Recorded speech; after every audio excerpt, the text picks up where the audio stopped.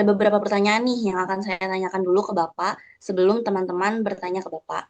Nah, untuk yang pertama, eh, proses transisi dari pencatatan manual ke sistem digital tentunya kan bisa menjadi tantangan ya bagi sebagian pemilik bengkel maupun tim operasionalnya. Nah, Betul. dalam hal ini, bagaimana sih Central Park mendampingi owner dan tim bengkel agar proses adaptasi ke sistem bisa berjalan lebih mudah? Biasanya pada saat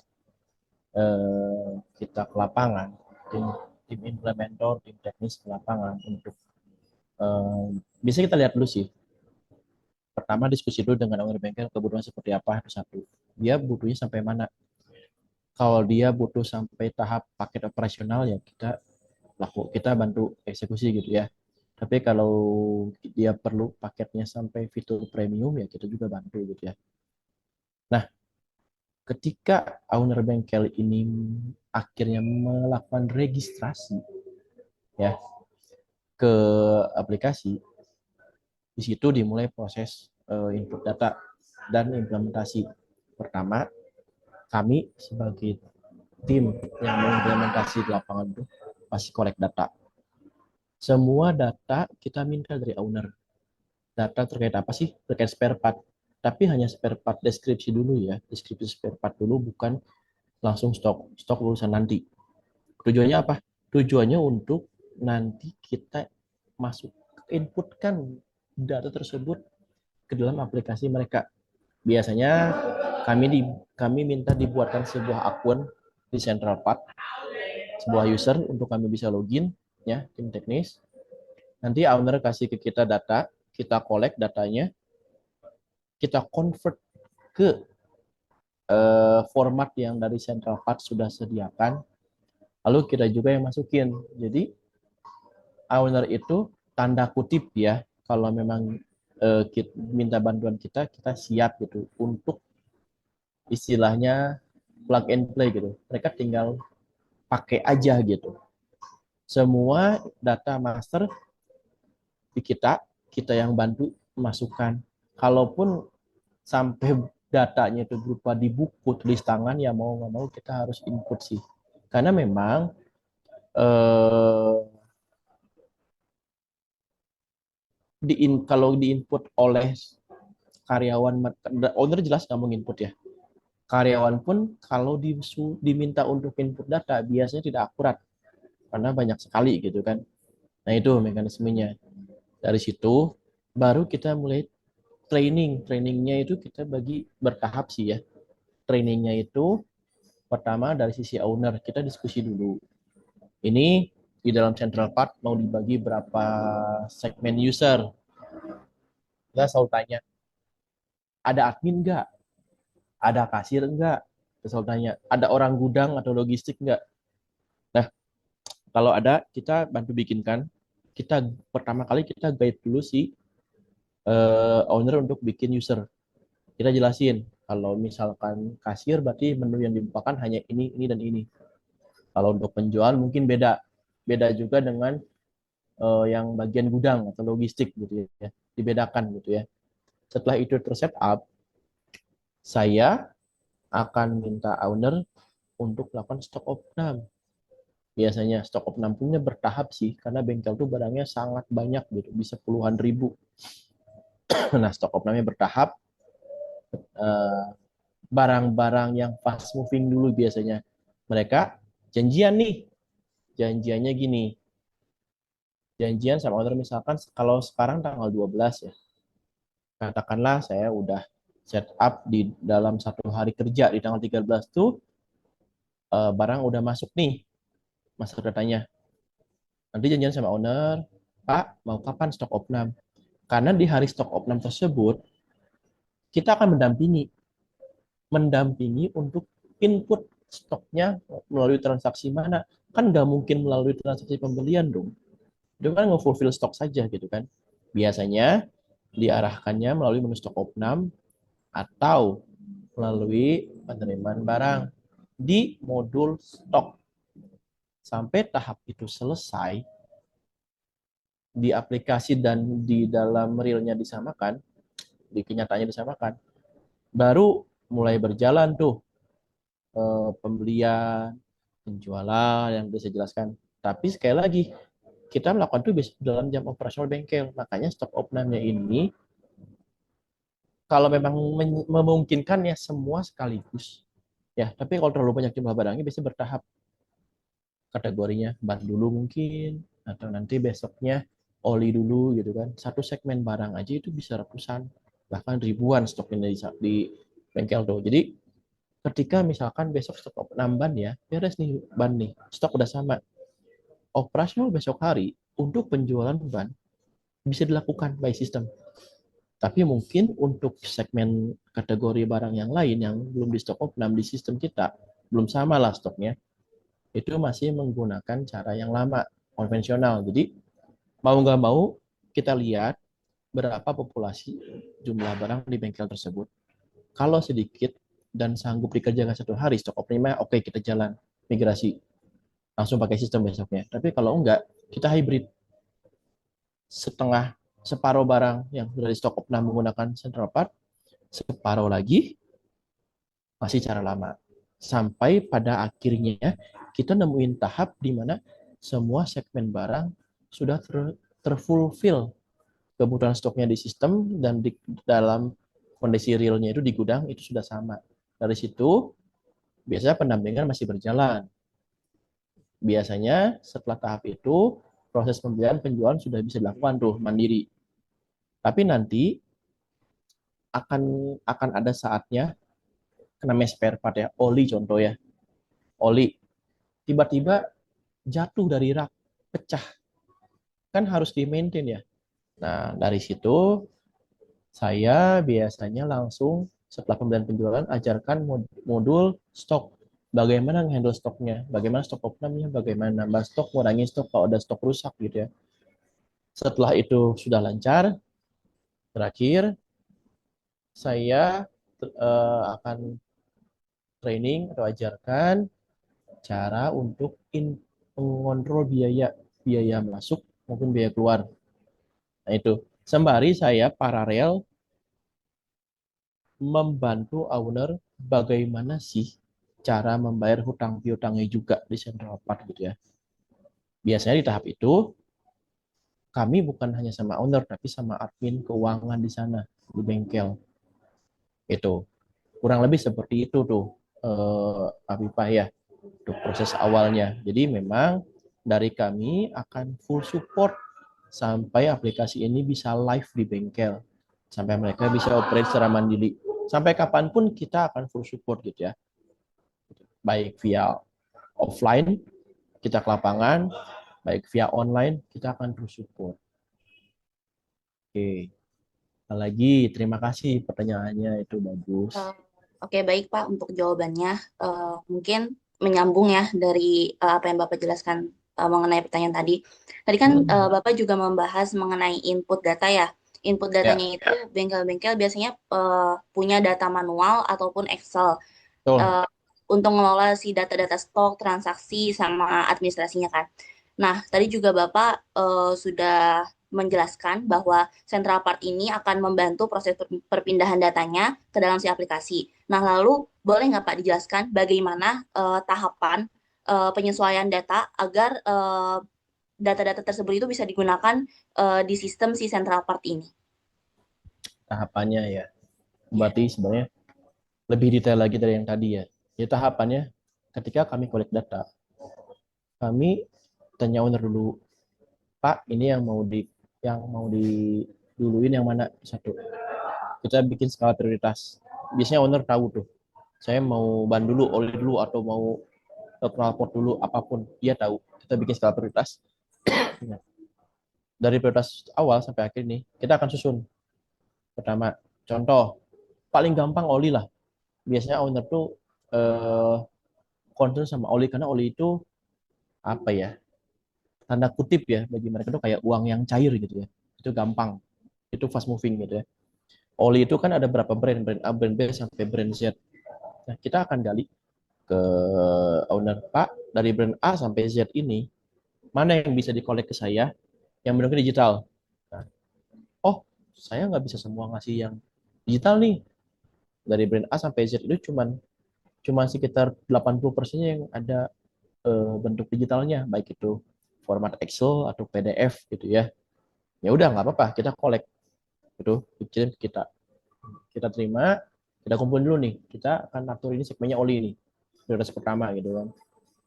Lalu sisanya gimana? Ya kita kembali ke lapangan. Ada yang bentuknya itu bahkan oli-oli contoh ya, saya nggak ini realnya tapi contoh aja gitu ya. Ada oli-oli yang sebenarnya dari supplier tuh nggak ngasih price list ke bengkel. Mereka langsung kasih faktur aja, faktur pembelian gitu ya.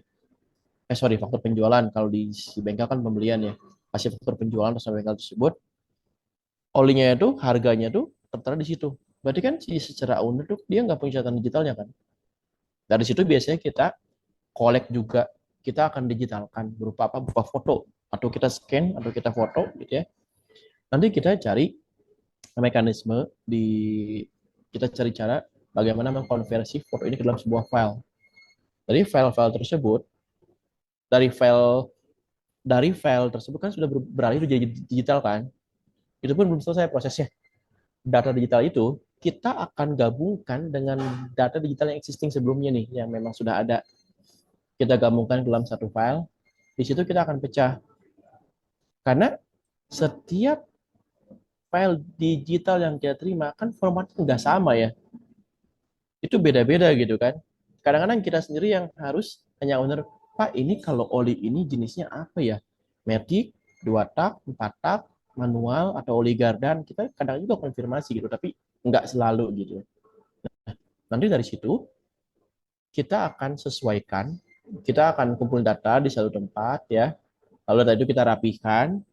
Setelah data itu rapi, kita sesuaikan formatnya dengan format import ekspor dari central part ini.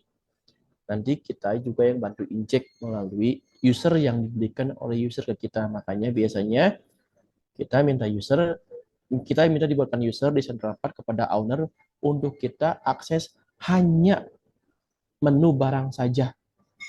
Kami biasanya hanya minta itu doang. Jadi untuk menu lain kami tidak ingin dibuka gitu. Kami hanya minta menu barang dan jasa saja. Untuk apa? Untuk kami bantu impor barang tadi. Nah itu saya cerita itu baru oli ya. Nah setelah itu selesai, kita lakukan hal yang sama untuk barang lain, ban dan lain sebagainya. Jadi satu-satu tuh per kategori spare part itu kita lakukan sekaligus, tapi per kategori oli semua brand kita urus dulu, beres. Ban, lalu semua brand kita urus, lalu lampu. Nah, kategori spare partnya juga sudah banyak sih. Jadi makanya tadi saya bilang, sembari saya membantu imporkan barang-barang ini ke dalam sistem, owner pun paralel kita guide untuk melakukan stok opnam akan terkait barang yang sudah kita inputkan sebelumnya gitu. Jadi kita injek data nih ya, masuk nih ke dalam sistem. Owner stok opnam, ketika di stok opnam, kita guide kan, kita sambil paralel guide kan, kita juga sudah berjalan ke segmen barang yang selanjutnya gitu. Jadi semua berjalan berdampingan sampai segmen terakhir yang atau kategori barang yang terakhir selesai. Kita tinggal nunggu owner sampai melakukan stok opnam terakhir gitu ya. Ini dalam kasus bengkel yang spare partnya sangat banyak ya. Ada juga bengkel yang barangnya itu sebenarnya sedikit dan itu bisa sehari selesai sih gitu. Dan biasanya mekanismenya dari Central Park sendiri, dari tim Central Park sendiri sih kami nggak ada batasan waktu ya. Dalam arti kami mengerti di bengkel sendiri operasional pasti sampai malam gitu ya. Kadang-kadang di beberapa kota bengkel itu beroperasional sampai jam 7 malam tuh. Karena ngejar apa? Ngejar karyawan yang pulang kantor motornya rusak besok harus ke kantor lagi kan. Mereka pasti malam hari ke bengkel tuh. Jadi kita sifatnya fleksibel secara waktu gitu kan. Kita akan guide mereka bahkan setelah operasional mereka off pun nggak jadi masalah sih. Itu mungkin. Semoga menjawab ya Afifa ya. Ya, cukup menjawab ya Bapak. Terima kasih banyak sebelumnya. Mungkin untuk pertanyaan terakhir nih ya Pak, sebelum kita Oke. tutup Hmm. webinar kita pada hari ini. Menurut Bapak nih, kan di tengah banyaknya aplikasi yang dibuat sama banyak perusahaan gitu ya, yang serupa dengan Centralpart ini, kenapa sih harus Centralpart Pak? Oke, itu pertanyaan yang bagus ya. Jadi memang sekarang ini sudah banyak aplikasi kan yang bisa digunakan dan semua rata-rata mirip, modul-modulnya pun mirip gitu ya.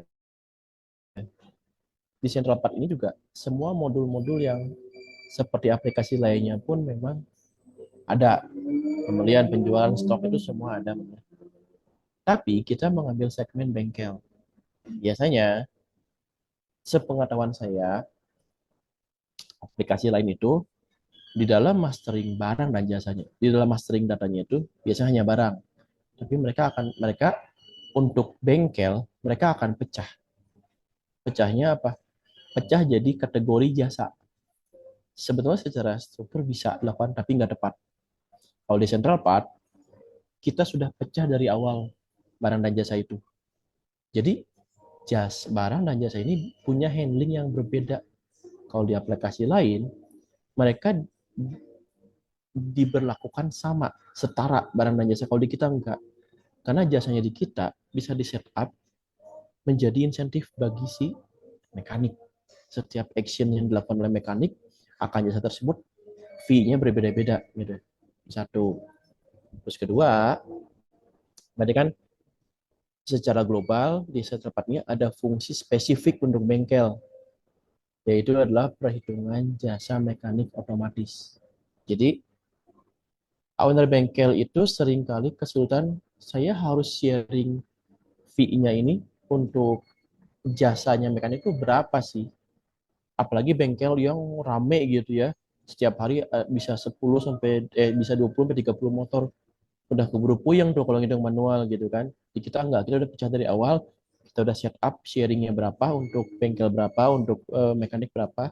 Ketika gajian di sistem Central Part sudah langsung mereka otomatis. Itu satu, mungkin yang belum ditemukan di banyak aplikasi. Makanya kita Central Part ini aplikasinya khusus segmen bengkel dari awal. Nah, kedua, nah terkait monitoring target insentif dari supplier ya.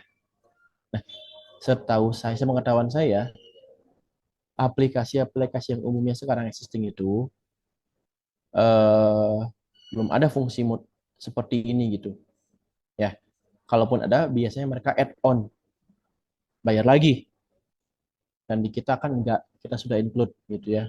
Kita sudah bikinkan monitoringnya seperti apa gitu ya, agar si owner ini bisa men-tracking saya bakal dapat berapa nih cashbacknya di akhir periode, saya kurang berapa nih dari target, itu sudah kita monitoring di situ ya.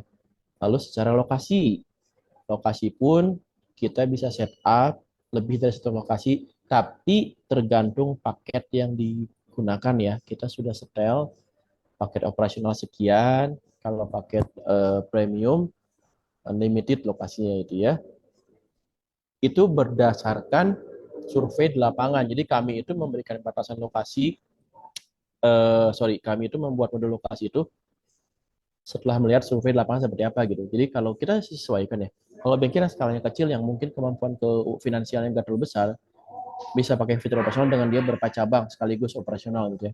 Tapi kalau bengkel yang skalanya sudah agak besar dan kemampuan finansialnya itu sudah agak cukup lumayan, dia bisa beralih ke yang operasional. Paket ini kan bisa dirubah kapan saja gitu ya. Jadi kita tuh menyasar segmen bengkel yang baik, yang kecil, yang sedang, yang besar. Jadi semua segmen masuk, tinggal disesuaikan aja deh mau keperluannya lebih kemana gitu ya. Lalu yang terakhir adalah mungkin eh, yang pasti nggak ada ya di aplikasi lain itu history riwayat kendaraan. Nah itu riwayat kendaraan ini udah jelas ya. Kalau aplikasi-aplikasi lain mereka tentu tidak ada fitur itu. Sedangkan di Central Part kita simpan itu, kita ada fungsi itu, kita bisa simpan satu, misalkan Afifah punya motor satu atau dua gitu ya, itu kita bisa tracking berdasarkan nomor plat nomor yang didaftarkan gitu ya. Misalkan FV bawa motor pertama, lalu besoknya bawa motor kedua, kita tracking, bisa simpan, Kita tracking data di situ, motor Afifa yang pertama dan kedua tuh udah pernah servis apa aja di kita bisa tahu gitu berharga ganti apa aja. Dan ingat, central part ini bukan cuma untuk motor ya, teman-teman ya. Namanya sistem digital untuk otomotif berarti motor bisa, mobil pun pasti bisa. Perlakuannya sama gitu ya.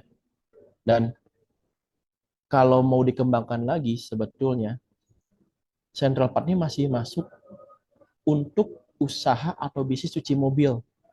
Karena kan di situ kan jasa ya, jasa cuci mobil. Dan kalau misalkan yang cuci di situ misalkan jajan atau beli makanan, beli minuman, kita bisa masukkan juga kan sebagai penjualan barangnya. Itu. Jadi memang Central Part ini adalah sebuah aplikasi digital yang memang segmennya kita bikin khusus di dunia otomotif. Itu Afifah. Terima kasih pertanyaannya. Baik, terima kasih Bapak. Sangat luar biasa sekali untuk jawabannya.